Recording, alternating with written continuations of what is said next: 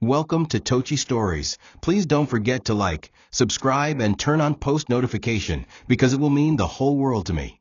Now let's get right into the story. Brace yourself. The air inside the mansion felt thick with unspoken bitterness. Emeka stood frozen at the center of the living room, his hands trembling, sweat trickling down his temple despite the cool air from the chandelier-mounted AC. Across from him, his mother, Mama Grace, stood with teary eyes, clutching the edge of her wrapper like it was the only thing keeping her from collapsing. Her gray headscarf, once neatly tied, now drooped with the weight of sorrow. Behind him, Olivia leaned against the staircase railing with a wine glass in one hand and venom in her eyes. "Say it," she whispered sharply. "Tell her to leave this house." "You know what I said." Emeka couldn't meet his mother's eyes. He opened his mouth to speak, but guilt lodged itself in his throat like a knife. Mama Grace shook her head slowly, heartbroken. "My son," she whispered, "after all I did for you, this is how it ends?" Her voice cracked, and the pain in it felt like thunder to Emeka's soul. Yet, he said the words anyway. "Mama, you have to go." A silence followed, not the kind that brings peace, but the kind that tears worlds apart. Mama Grace didn't scream. She didn't collapse. She didn't curse. Instead, she gave a weak, defeated nod, as though she had seen this betrayal long before it happened. She reached for her polythene bag of belongings, the same bag she had arrived with when Olivia reluctantly allowed her to stay temporarily. Olivia smirked. She didn't hide her satisfaction. To her, the house was too modern for village sentiment, too refined for a woman who cooked with firewood and prayed too loudly in the morning. Mama Grace turned to the door, but paused. With her hand resting on the frame, she looked back at her only child. "Emeka, the woman who turns you against your mother will one day pour water on the ashes of your pride," she said, her voice low but piercing. "You will look for me when the world swallows your strength." Then, without waiting for a response, she walked out. Her sandals echoed in the hallway like a funeral dirge. When the door shut behind her, the silence inside became unbearable. Olivia turned and walked upstairs, heels clicking sharply. "Good," she muttered. "Now we can breathe properly in this house." Emeka stood there, eyes fixed on the door, the taste of betrayal still raw on his tongue. He felt something rupture deep within him, not just shame, but a detachment from himself. He had just watched the only woman who ever truly loved him walk out into the night with a bag and a broken heart, all because he was too weak to protect her. For what? Peace? Control? His wife's affection? Olivia didn't even look at him. She had gotten what she wanted. And Emeka, once a respected man, was now nothing but a ghost in a mansion he no longer recognized. The walls closed in, and in that moment he knew something had died. The night was too quiet, as if the whole house held its breath in the aftermath of cruelty. Emeka lay curled on the far side of the massive bed he once shared joyfully with Olivia. The plush king-size mattress, once a haven of laughter and passion, now felt like a graveyard of regrets. Olivia lay with her back to him, scrolling through her phone with no regard for the storm raging inside her husband. The pale glow of her screen lit up her cold, expressionless face, while Emeka's eyes remained fixed on the ceiling, tears running silently into his ears. Every creak of the house reminded him of his mother's footsteps. Every whisper of the wind outside sounded like her voice saying, "I carried you for 9 months. I walked barefoot so you could wear shoes." And now she had walked barefoot again, out of his life. He had chased her into the night, a sick, aging woman. And for what? Respect? Love? Security? He remembered the way Mama Grace used to pray for him before job interviews. The way she would fast for his promotion. How she proudly told neighbors, "My son is a manager in town, a good man, God-fearing." How she beamed at his wedding despite Olivia's rude attitude, clinging to hope that love would change her. She had endured insults, silence, and subtle mockery just to remain close to her only child. Now she had been tossed out like a stranger.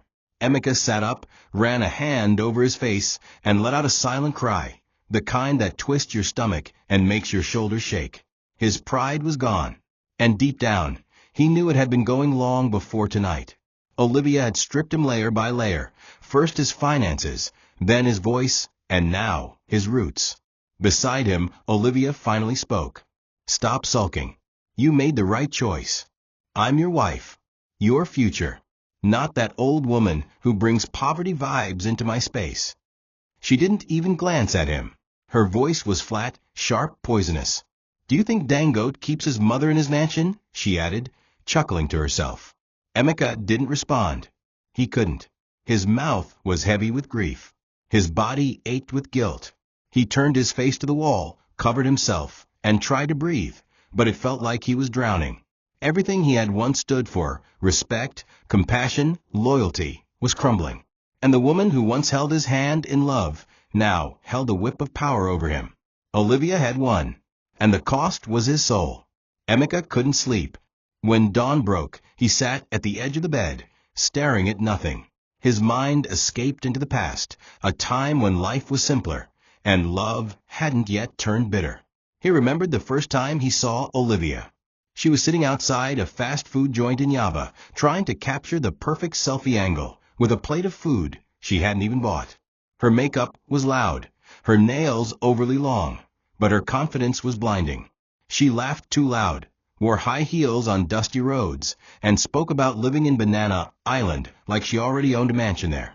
People called her Slay Queen. Some mocked her, others ignored her. But Emeka had been amused. Something about her energy, her fearless hunger for more, had intrigued him. She was living two lives, one online, one in reality. On Instagram, she was a goddess. Filters, fake Gucci bags, captions about soft life and money moves. But in real life, she rented clothes from a friend's boutique just to take pictures. Her family lived in a face me I face you building. Her father long gone, her mother hawking cooked corn on the roadside. But Olivia didn't hide. She was determined to become a woman the world would envy. Emeka, then a respected young manager in a reputable firm, had asked her out to dinner, not out of lust, but curiosity. During that meal, she didn't pretend to be humble. "I don't want to suffer," she told him. "I want to own businesses, be seen, be envied." Others might have laughed, but Emeka had admired her boldness. Over time, he saw through the loudness. Beneath her layers of makeup and internet showmanship was a scared, hungry girl who had tasted poverty and refused to swallow it again. Emeka felt like he could protect her, guide her, love her into growth. He introduced her to friends who taught her business. He helped her open her first shop, a thrift clothing store, and handled the rent. When her rent nearly expired, he covered it without blinking. When her social media clout began to bring attention, he helped her turn it into real clients.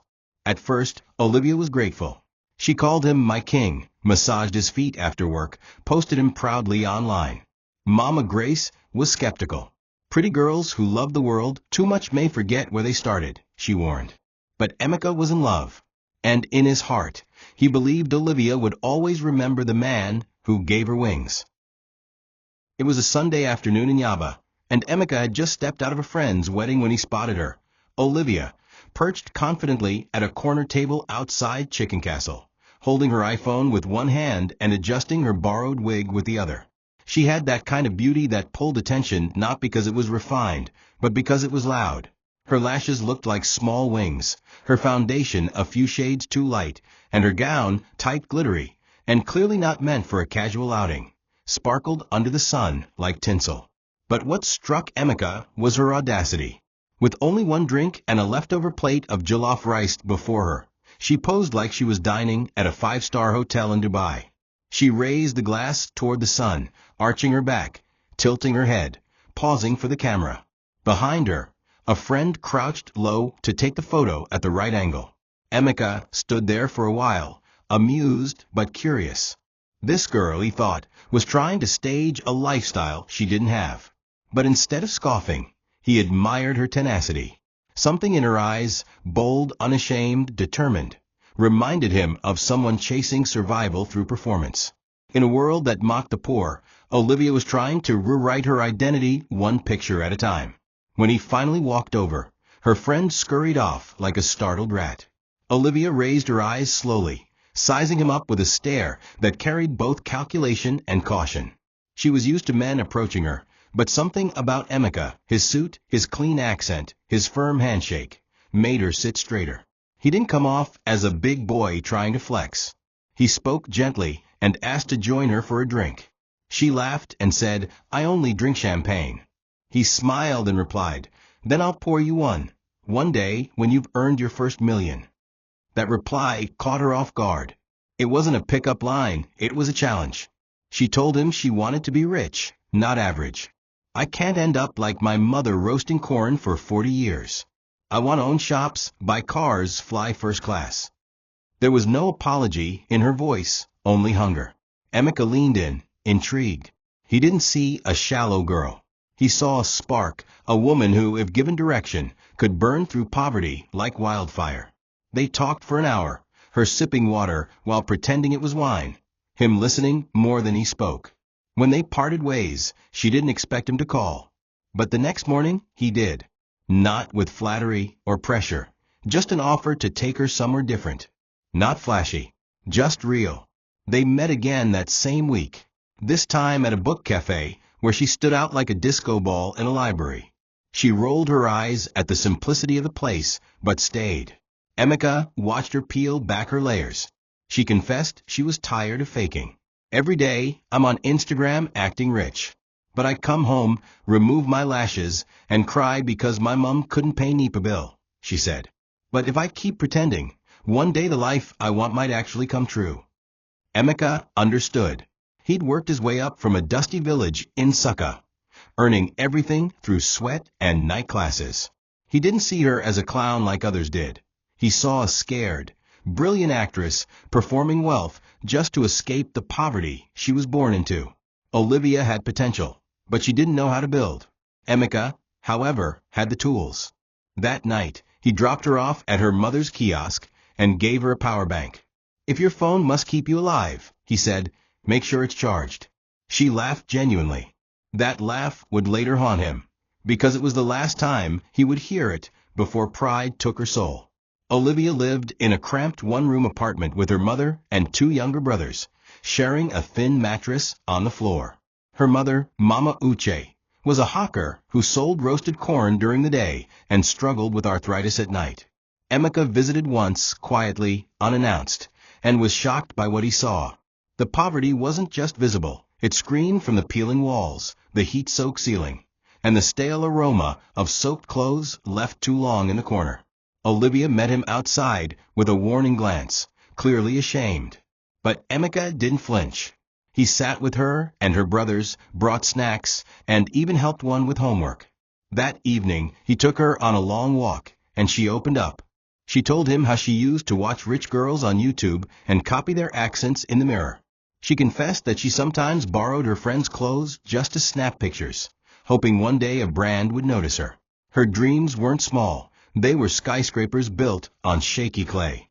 She wanted luxury, but she didn't want to work for it in a typical 9-to-5 way. "I want to own a brand," she said. "Something with my name on it.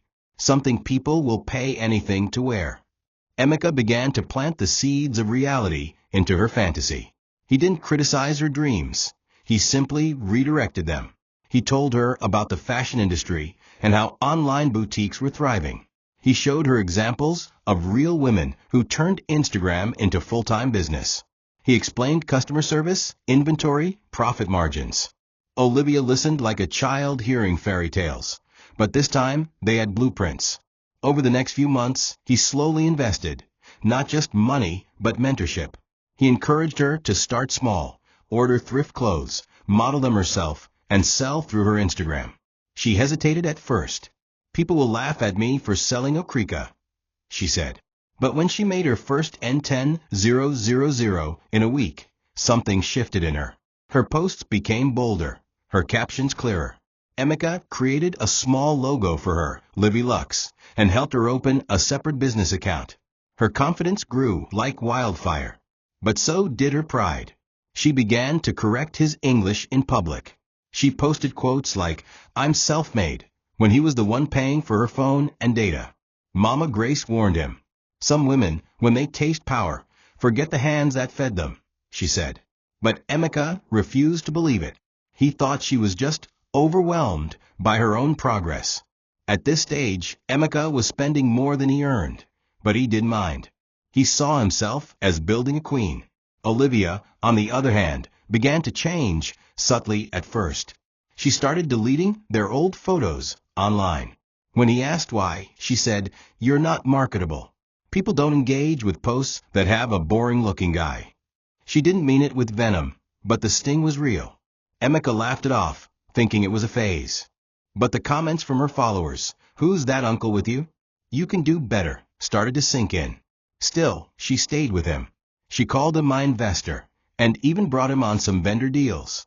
He convinced himself that her love was still real, that this girl from the gutter, who once wept in his arms, still carried his heart. But in truth, a new version of Olivia was being born. The Instagram one had taken over, and Emeka, the man who watered her roots, was becoming invisible in her spotlight. Despite the whispers of doubt and the small humiliations that began to pierce his pride, Emeka kept holding on. Olivia had become a central part of his life. Every weekend, he helped her organize mini photo shoots in different locations, sometimes in his car, other times in his office, after hours.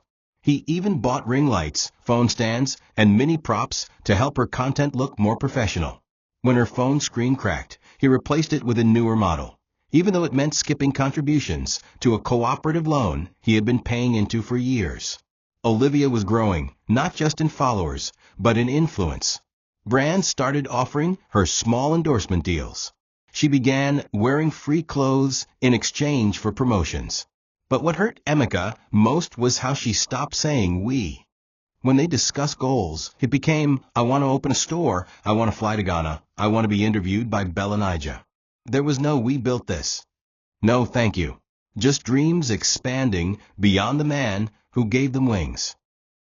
Their relationship hit its first major test when Emeka's rent expired, and he asked Olivia to stay with him at her place temporarily while he found a new flat. She hesitated, made excuses, then eventually said, "My mom won't be comfortable. And you know I'm building a brand. I can't have you in the background." That sentence crushed Emeka. The man who had paid her rent, stocked her boutique, and bought her inventory wasn't good enough to share her space. Still, he swallowed his pride and rented a single room in a rundown compound. He told himself it was temporary. He worked longer hours, barely rested, just so he could afford to support Olivia's next business move, a pop-up shop at a Lagos fashion event. He used his entire bonus and borrowed from his cooperative again.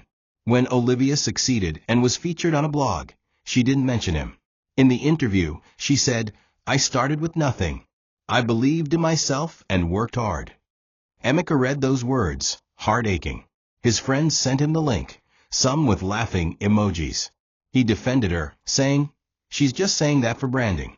But deep down, something inside him had cracked. Despite all this, he still proposed. He bought a modest ring and proposed to her in a quiet restaurant, just the two of them. Olivia said yes, more for appearance than emotion. She posted the ring on Instagram with the caption, "He finally put a ring on it, ring, #bossbride," tagging vendors she hoped would sponsor her wedding. Mama Grace was happy but cautious. She hugged Olivia, looked into her eyes, and said, "Please don't forget where you came from." Olivia gave a tight smile. In that moment, Emeka believed everything would work out. But that belief, blinded by loyalty, smothered by sacrifice, was already setting the stage for the fall that would come next. The months leading up to their wedding were the beginning of Emeka's deepest sacrifices, though he didn't realize it then. Olivia, swept up in her growing fame, wanted a wedding that would trend on social media. She spoke of flying in custom gowns, branded souvenirs, and hiring celebrity MCs. Emeka, however, was sinking in quiet debt. His cooperative loan was overdue, his savings gone, and his office promotion frozen due to budget cuts. Still, he couldn't bring himself to disappoint her. Every time she showed him an expensive vendor, she added, "People are watching me now, Emeka. I can't look cheap." Rather than argue, he smiled and found a way. He sold his second-hand car, the same one that got him to work for years, just to pay deposits. He used part of his pension withdrawal savings for the ring upgrade. He even begged his friend Uchenna, who ran a printing company, to do her souvenir packaging on credit. Olivia never asked if he was coping. She simply assumed he would make it happen. And Emeka, blinded by love and a growing fear of losing her to the world she was entering, kept giving more than he had. Mama Grace noticed her son's anxiety and weight loss. She tried to intervene gently, suggesting a more modest wedding or even a small traditional ceremony followed by something simple. But Olivia scoffed. "I'm not a village girl," she said sharply. "People know me online. Do you want me to be mocked because of your son's backward upbringing?" Her words stabbed deep, but Emeka still defended her. "Mama, she's just under pressure," he said. "She's carrying a lot on her shoulders." But in truth, Olivia wasn't carrying. She was commanding. She had become the architect, and Emeka the laborer. He stayed up at night calculating debts, planning logistics, and even calling vendors himself, while she reviewed dress samples and practiced poses. Still, he told himself it was worth it, that once they were married, things would settle. He believed love was enough to fix what pride had begun to break. But the wedding was no longer a celebration of their bond. It had become a launchpad for Olivia's image. Every detail, every post, every caption was curated for clout. Emeka had gone from being her lover to being her sponsor, and the saddest part was that he didn't see it yet. When the wedding finally happened, it trended online as Olivia wanted. Influencers reposted her gown, blogs described her as the next fashion mogul, and her Instagram page gained thousands of new followers. She smiled throughout, danced like a queen, and gave interviews to guests who vlogged the event. Emeka stood beside her in his rented tuxedo, smiling on cue, shaking hands, laughing at jokes that felt like nails in his soul. Mama Grace wore her best lace, sat quietly, and watched her son fade further into the background. She clapped when everyone else did, but her eyes held worry.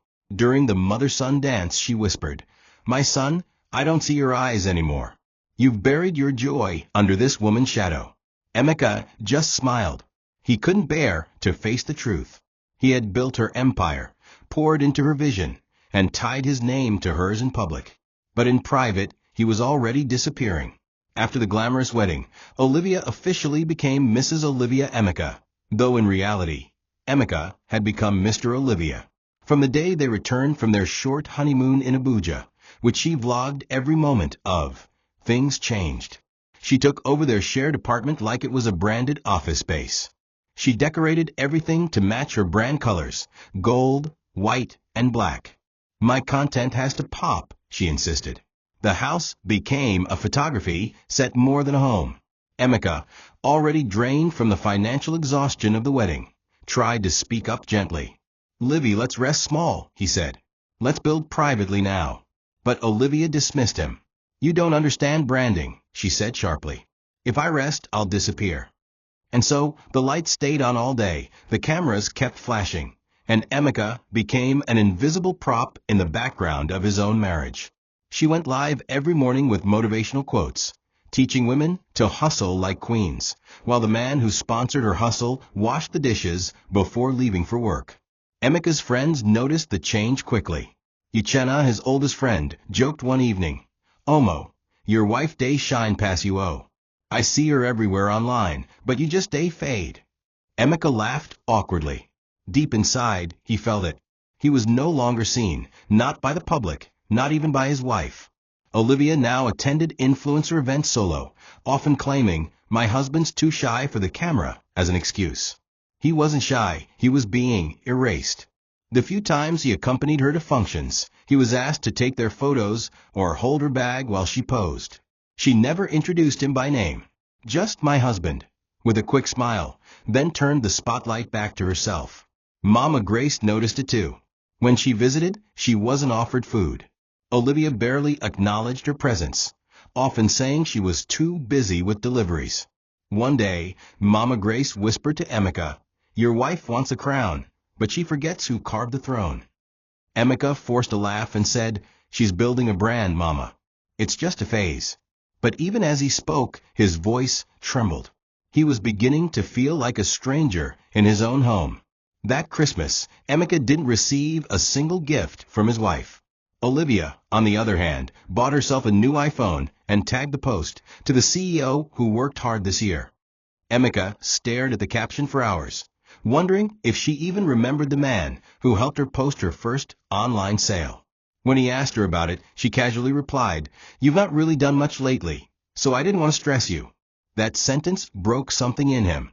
He had given her everything: time, money, stability, and in return he got distance and dismissal.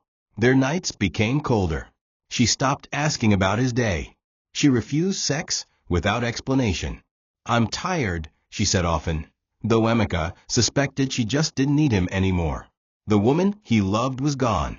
In her place was a brand, polished, powerful, and poisonous. And he, the man who once made her dreams come alive, was now fading into silence. By the following year, Olivia's brand had evolved into a full-blown fashion empire. She moved from Instagram orders to owning a physical boutique in Lekki Phase 1, complete with mirrors, neon signs, air conditioning, and a portrait of herself above the cash desk. People called her Madame Olivia Luxe. Influencers, stylists, and aspiring designers queued up to work with her. She expanded into wigs, then skincare. Every month brought a new launch, a new spotlight. Emeka was proud, or at least tried to be. He still called her my queen, still ran errands for her when she was too busy. But pride was no longer enough to mask the growing gap between them. She made decisions without consulting him. She hired people without his input. Even when he offered to help with accounting, she told him, "Babe, I use a proper agency now. You can rest." What she meant was, "You're not needed anymore." Emeka felt it. He was watching her build an empire from bricks he had laid, and every new layer shut him out further. At the same time, Emeka's own work life began to falter. His office underwent restructuring, and he was moved to a lower position with a cut in salary. When he told Olivia, she barely reacted. "You'll bounce back," she said while texting. But she didn't offer to help, didn't ask if the bills were too much. Instead, she began to cover all expenses, and reminded him daily, "I pay for the groceries now." "I hope you know," she said one evening. He nodded, humiliated. The house they lived in, which he had once funded, was now managed entirely by her. She changed the locks, bought new furniture, hired staff who answered only to her. The house help called Emeka sir, but took orders only from Olivia. Even Destiny, their young son, began to notice the shift. He asked once, "Daddy, why does Mummy do everything?" Emeka smiled weakly and said, "Because she's strong." But the truth was, Olivia wasn't just strong. She was dominant. And Emeka was slowly becoming a dependent, a man surviving in the shell of a life he once built. One evening, while watching her glow on TV during an interview, Emeka felt a sharp, unfamiliar emptiness. She was speaking about women empowerment. "I built this brand from scratch," she said proudly. No handouts, just vision and consistency. Emeka clenched his jaw. He wasn't asking for credit in public, but even in private, she never acknowledged him. He wanted to stand up, walk out, shout, but he did nothing. He sat there, a prisoner of his own sacrifice. Mama Grace called that same night, her voice shaky. "I had a dream," she said, "that you were in a palace, but living like a beggar." Emeka laughed, tired. "Maybe it's just stress, Mama." But inside, her words rang true. He was trapped in gold-plated chains. And the more Olivia climbed, the more he sank.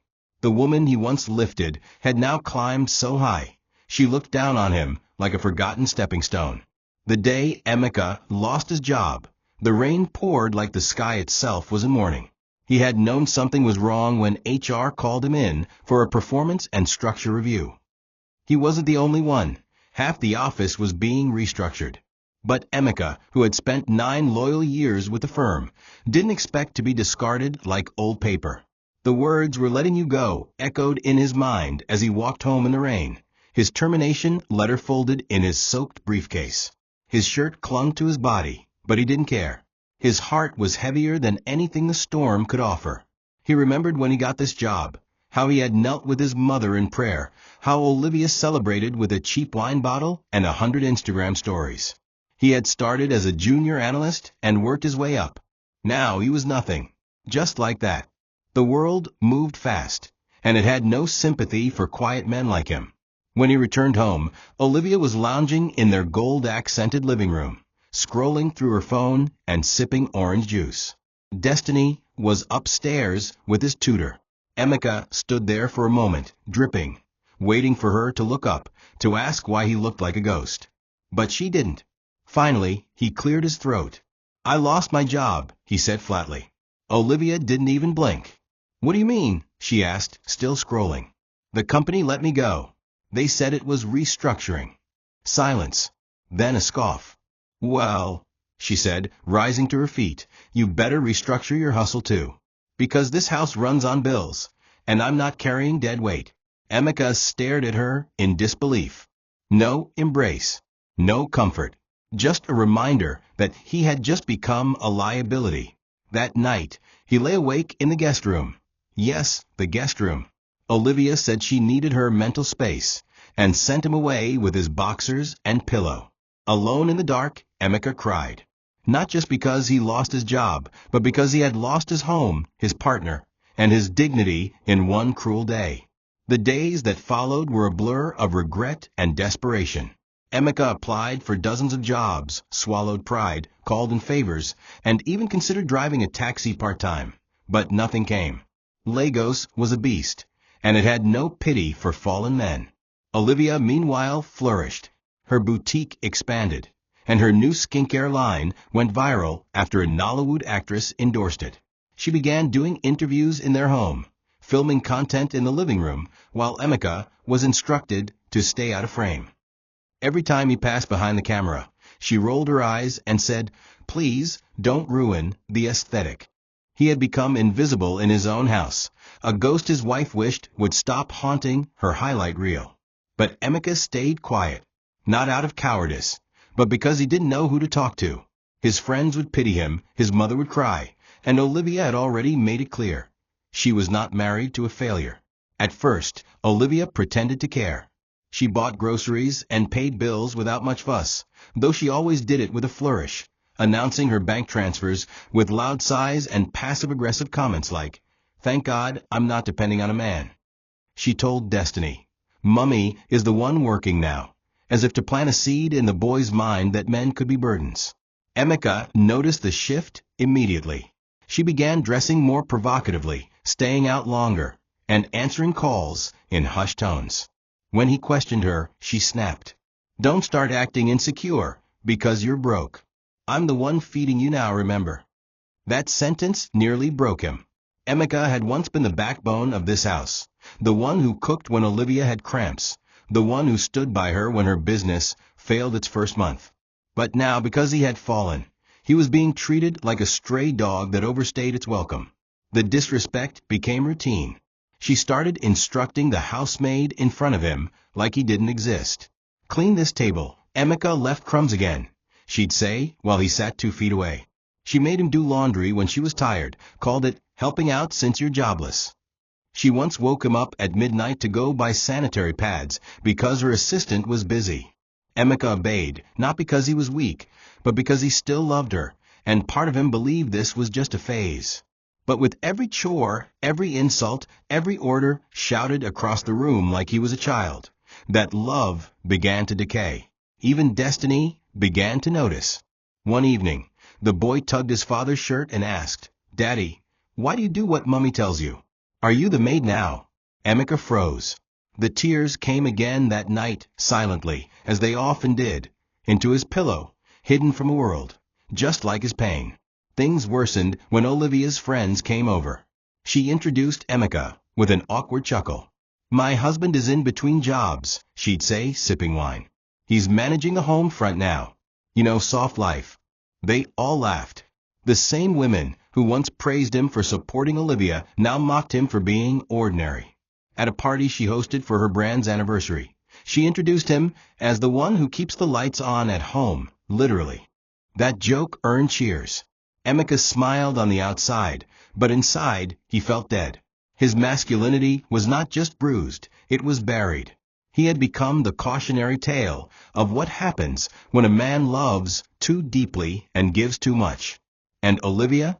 She had become a queen seated on a throne he carved, now stepping on his name to reach higher. It started with the underwear. Olivia threw her lacy bra into Emeka's lap one morning and said, "Please wash that. I have a shoot in the afternoon." He looked at her, unsure if she was joking, but her expression was stone cold. "Abby, your hands are now too special to do laundry," she added with a smirk. Emeka said nothing, took the bra, and walked to the laundry room. The housemaid looked at him with pity. Even she knew this was wrong. That same day, Olivia hosted 3 influencers for a mini campaign shoot. While they applied makeup in the living room, Emeka mopped the floor beside them. One of the girls laughed and said, "Your husband is really humble." "Oh, this is rare." Olivia replied, "Abeg, we're managing resources. At least he's useful in the house." They all laughed. Emeka, on his knees with a mop, smiled faintly. But inside, he wanted to disappear. The next week, Olivia hosted a dinner with business partners. Emeka offered to help set the table, and she handed him an apron. "Since you like to be in the kitchen, wear this." The apron had Mrs. Livy's chef embroidered on it. Everyone thought it was funny. Emeka wore it. He didn't want to ruin the evening. During dinner, Olivia recounted stories of her struggles, how she hustled from scratch, and how no one really helped me. Emeka sat there, sipping his drink, listening to his history being erased in front of strangers.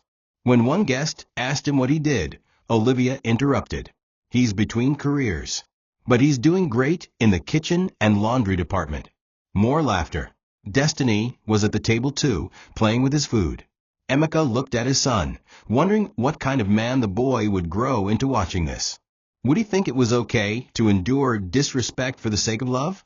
Or would he grow to despise his father for being weak? That night, after the guests had left and the house was quiet, Emeka sat in the kitchen with his head in his hands. Olivia walked in, wearing a silk robe, looking stunning. "You're lucky I haven't kicked you out," she said casually. "Some women would have sent you packing." Emeka looked up, his eyes bloodshot. "What happened to us, Olivia?" he asked. She laughed. "We evolved. I upgraded." You paused. She left him there, surrounded by dirty dishes and memories. That was the night he realized this wasn't a phase. This was his life now. A life where the woman he once saved had turned his love into a leash. And he, too tired to bark or bite, simply obeyed. It was on a humid Thursday afternoon that Mama Grace came visiting unannounced. Emeka had not called her in weeks, not out of neglect, but out of shame. He had wanted to keep her away from his brokenness, his humiliation, and the truth about how Olivia now ruled the home like an emperor with a silenced husband at her feet. But mothers have a way of sensing what their children are too proud to say. She arrived with a bowl of native soup and pounded yam wrapped in nylon. The gatekeeper hesitated before letting her in. Olivia had warned him never to let villagers disturb the house, but Mama Grace was stubborn. When Emeka opened the door and saw her standing there, sweat-drenched but smiling, his knees nearly buckled. He hugged her tight, and for the first time in months, he felt warmth, not from a son, but from love that hadn't been poisoned by ego. She stepped in, scanned the luxurious interior, and her eyes narrowed, not in admiration, but in suspicion. Something didn't feel right. They sat in the kitchen where Olivia rarely ventured, and Emeka served her a glass of juice. He tried to smile, to joke, to distract. But Mama Grace was not easily fooled. "My son," she said gently, "are you eating well?" He nodded quickly, too quickly. She took his hand. "Are you still the man of this house?" That question broke him. He looked away, his throat tightening. Then she saw it. His hands were rough with detergent scars, his eyes sunken, and his once clean haircut now overgrown. She knew what Olivia had done without needing details. "That girl doesn't respect you anymore," she said, voice low but sharp. "And she will continue until you remind her of the man who lifted her." Emeka tried to defend Olivia, saying she was just stressed, overwhelmed with her brand. But Mama Grace had seen too many women rise, and forget the man who cleaned their roots. She warned him, "You let a woman strip you of your dignity long enough, and one day, your child will learn to look down on you too." Just as she said those words, Olivia walked in, heels clicking on marble tiles, phone in hand, sunglasses still on indoors. She froze when she saw Mama Grace seated. "What's she doing here?" she snapped. Emeka rose, trying to calm the tension. "She just stopped by. She brought food." Olivia scoffed. "Tell her to go. I'm expecting guests, and I don't want the smell of Audrey in my house." Mama Grace stood up slowly. She wasn't one to yell, but her presence alone was thunderous. "Olivia," she said calmly, "there's a difference between being rich and being raised well. I may smell of Audrey, but my soul is cleaner than your pride." Olivia laughed mockingly and turned to Emeka. "Either she goes now or I go." Silence followed. Emeka looked at his mother, then at his wife. A choice was coming, and either way, someone would leave heartbroken. After Olivia stormed into their bedroom that afternoon, Emeka sat at the dining table, with his face buried in his palms. Mama Grace sat quietly across from him, her heart already prepared for what she knew was inevitable.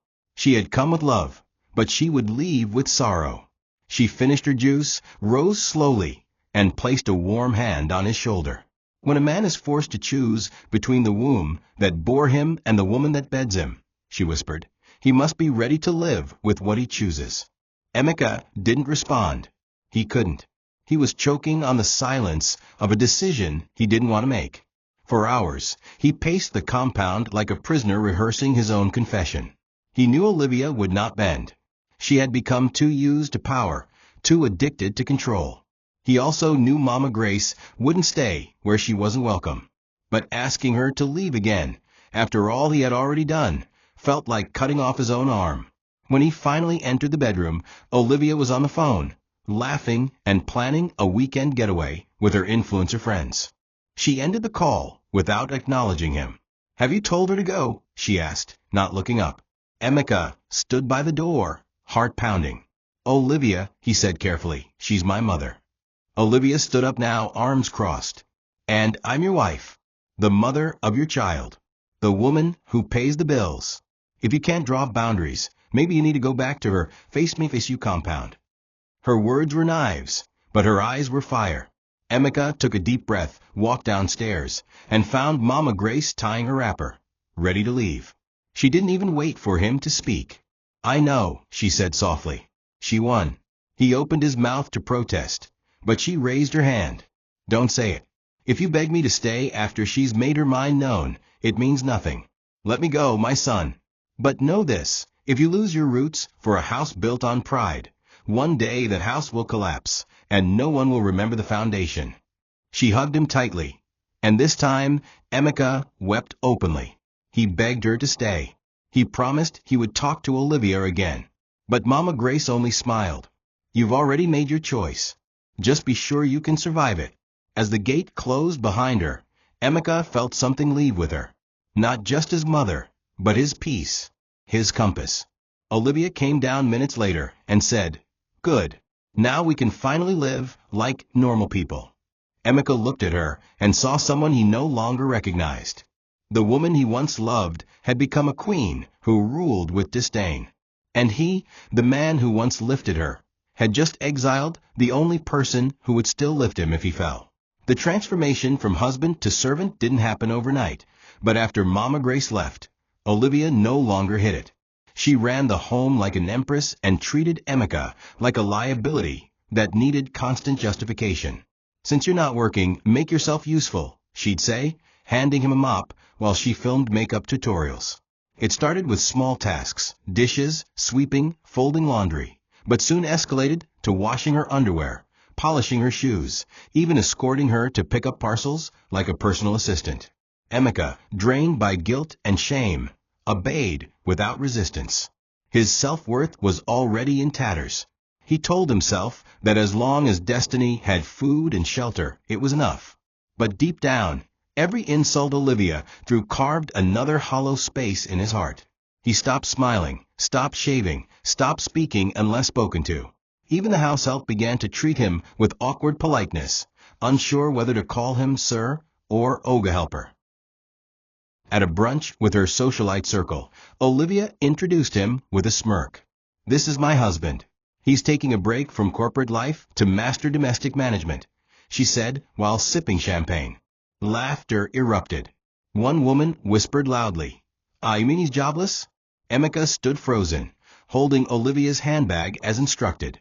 She didn't defend him. "In fact," she added, "at least he's not cheating like most broke men. He's harmless." The room roared again.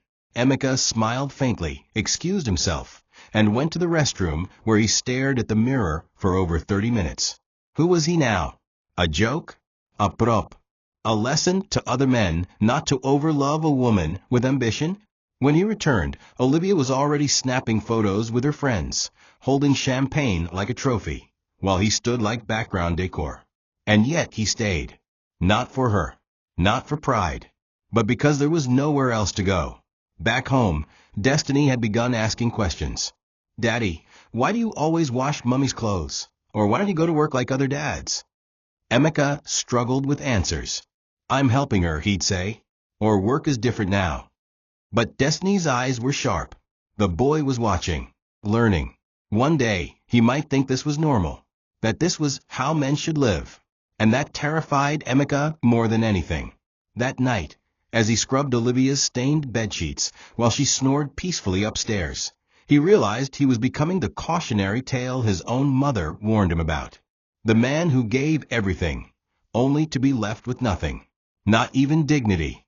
And as he looked at his wrinkled hands covered in soap suds, he whispered aloud to the empty kitchen, "Mama, you were right." The final nail wasn't driven into Emeka's heart in the privacy of their bedroom or behind the walls of their mansion.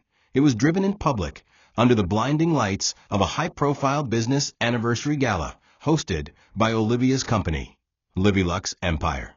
Olivia had planned the event for months, hiring the biggest decorators in Lagos, renting out one of the most expensive halls in Victoria Island, and sending out golden invitation boxes that sparkled even before they were opened.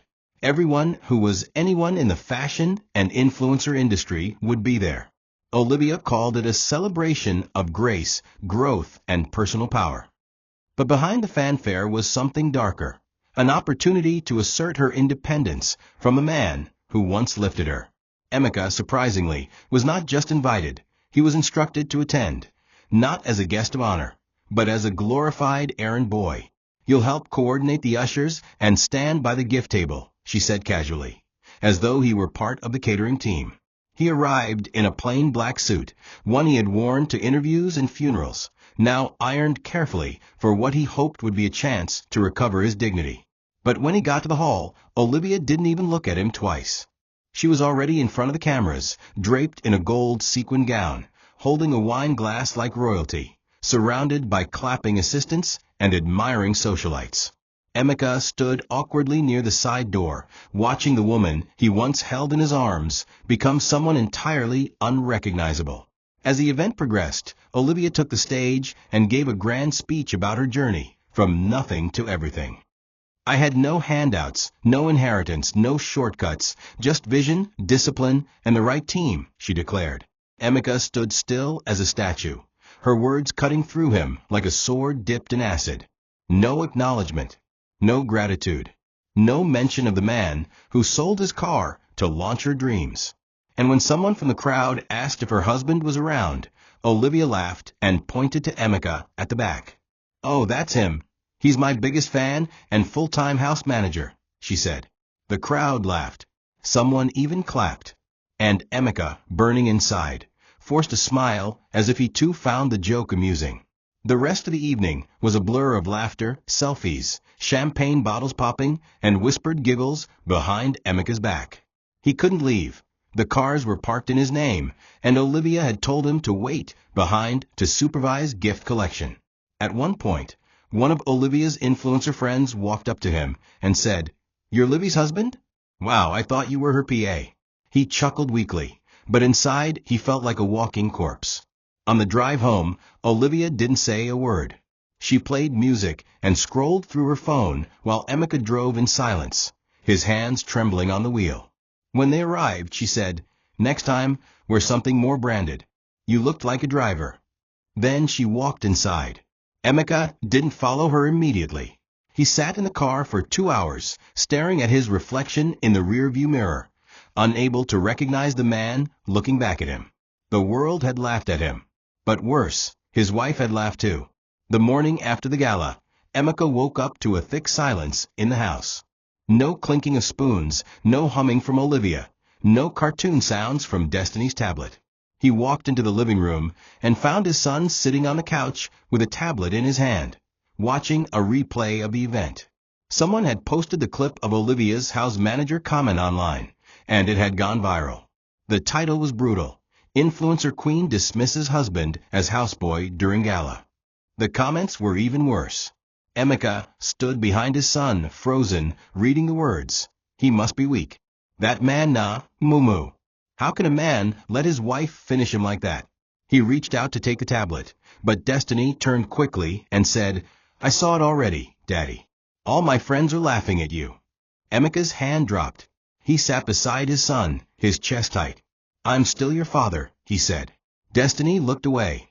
"But you don't act like it." Those words hit harder than any slap. Emeka stared at the child he had held in his arms, the child he had prayed for, protected, and cherished.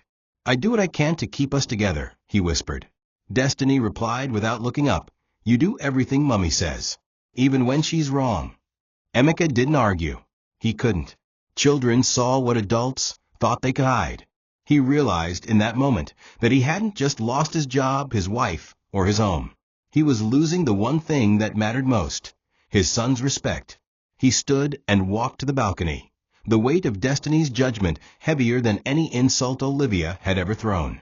How had it come to this? How had the man who once carried this family become the joke of his own child's classroom? He wanted to scream, to fight, to leave, but where would he go? He had chased his mother away. He had no job, no backup plan, no savings left.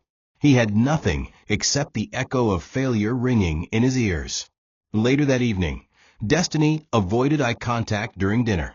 Olivia was on another call, talking about another brand campaign, giggling with a man whose name Emeka didn't recognize. She didn't even notice the tension between father and son. After dinner, Destiny went to bed without saying good night. Emeka stood at the doorway of his room, watching him sleep. He remembered the nights he would tell him stories, the way Destiny used to run to him screaming "Daddy" whenever he got home. Now, the boy barely acknowledged him. He turned and went to his own room, lay on the floor, and wept. His dignity was gone, his home was a facade, and now even his son saw him as weak. Emeka knew he couldn't continue like this. Something had to give. But first, he would have to face the ghost he left behind, the only person who would still look at him with love. His mother. 2 weeks passed before Emeka summoned the courage to leave. He didn't tell Olivia. She had traveled for a brand conference in Dubai, leaving Destiny with a nanny and a tight schedule of after-school tutors. Emeka packed only one small bag, 2 shirts, 1 pair of trousers, and his most cherished possession, an old photo of him and his mother standing in front of his first office on the day he got hired. He remembered how she cried that day, saying, "My God has remembered me." He had not seen her since the day he forced her out. He didn't even know if she would accept him again. But something inside him, deeper than fear, older than shame, pulled him back to her. The journey to her new location was long. She had moved from the house he once put her in, and was now living in a small room at the back of a local church compound in Ikorodu. A friend of hers had told Emeka. He didn't call. He wanted to show up, to kneel, to beg. When he arrived, Mama Grace was outside, sitting on a low stool, peeling yam with quiet focus. Her hair had thinned. Her frame looked smaller, weaker. But her presence, her quiet strength, still filled the air like incense. When she saw him, she froze. The knife in her hand dropped. Emeka didn't speak. He knelt immediately, weeping loudly. "Mama, I'm sorry," he cried. "I failed you. I lost everything. Please forgive me." She said nothing for a while. Then, with trembling hands, she helped him up and hugged him. "You came back," she whispered. "That's all I ever prayed for."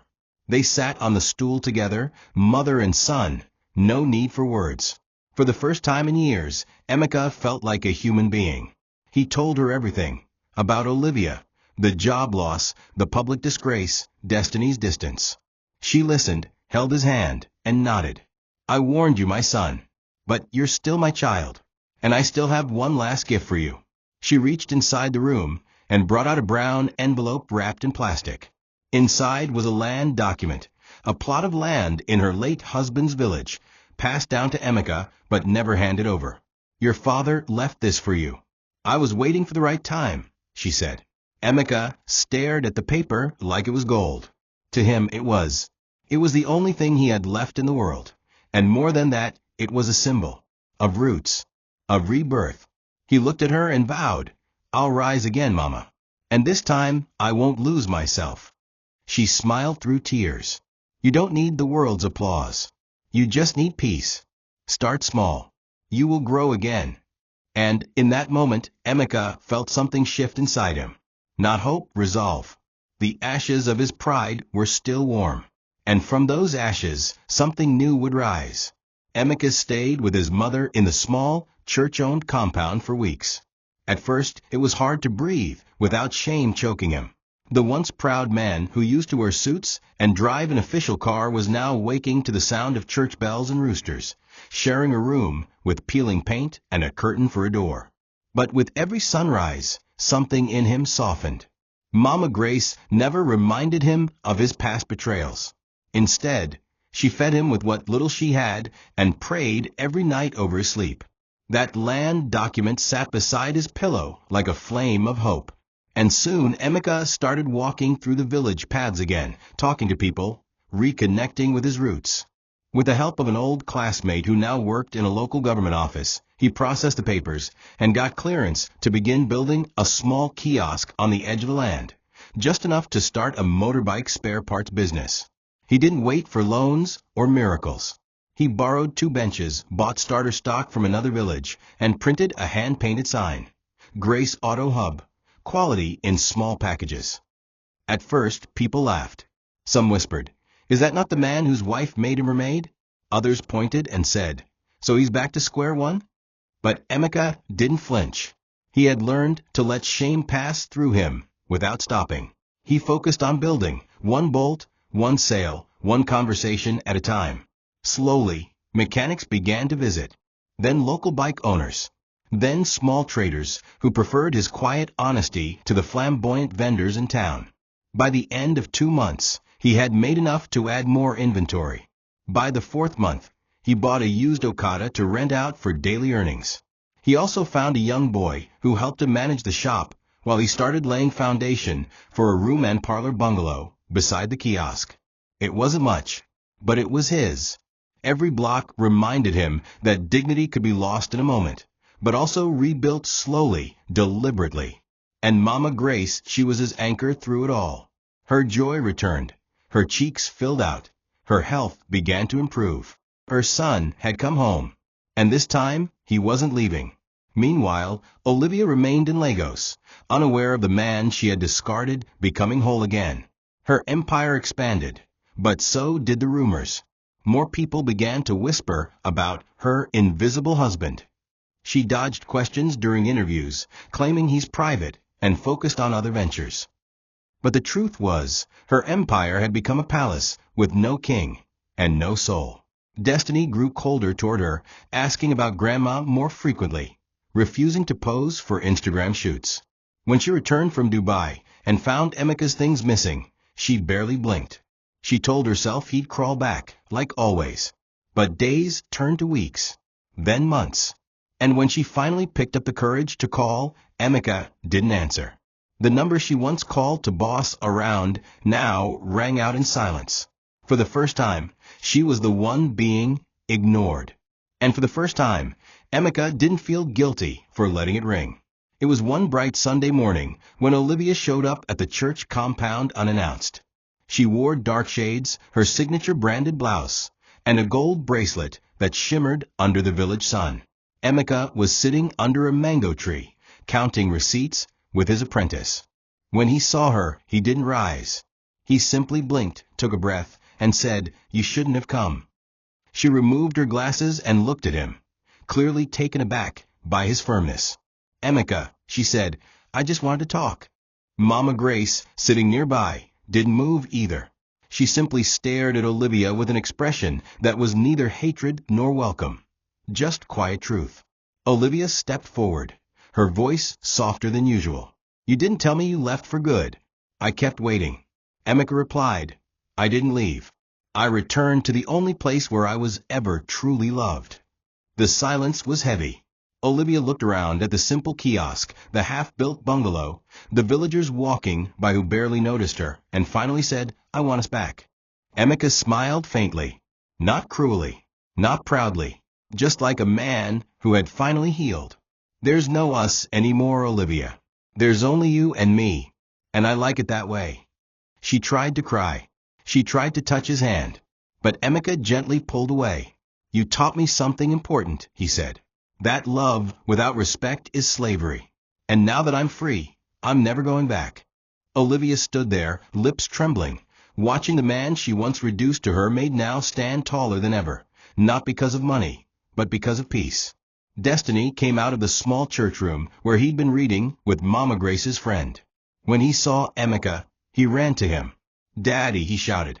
Emeka caught him, held him close, and smiled. Olivia blinked as her own son barely acknowledged her. Destiny looked up at his father and said, "Grandma said we're moving into our own house soon." Emeka nodded proudly. "Yes, son. Our own house. One built with clean hands." Olivia took a step back. She realized then she had everything, except the one thing Emeka now carried effortlessly: dignity, legacy, peace. And for the first time in her life, Olivia felt like the one who had truly lost. Later that evening, after Olivia left in silence, Emeka sat beside his mother under the mango tree. The sun was setting, casting gold light across the dusty path leading to his shop. Destiny played with marbles nearby. "You did well, my son," Mama Grace said, her voice full of peace. Emeka turned to her with a soft smile. "I lost everything to find myself, and what I found was worth more than what I lost." She took his hand. "You finally understood that wealth means nothing if it costs you your soul." The wind blew gently. The shop signs swayed a little, and in the distance, the sounds of small business, of laughter, of life continued. Emeka closed his eyes and breathed deeply. He had no suit, no driver, no mansion, but he had peace. He had roots. He had redemption. And in a world where men lose themselves chasing validation, he had reclaimed what truly mattered: his name. Thank you for watching this video. What did you learn from this story? Drop it in the comments. Please make sure you like, comment, and subscribe to my YouTube channel TOCHI Stories for more.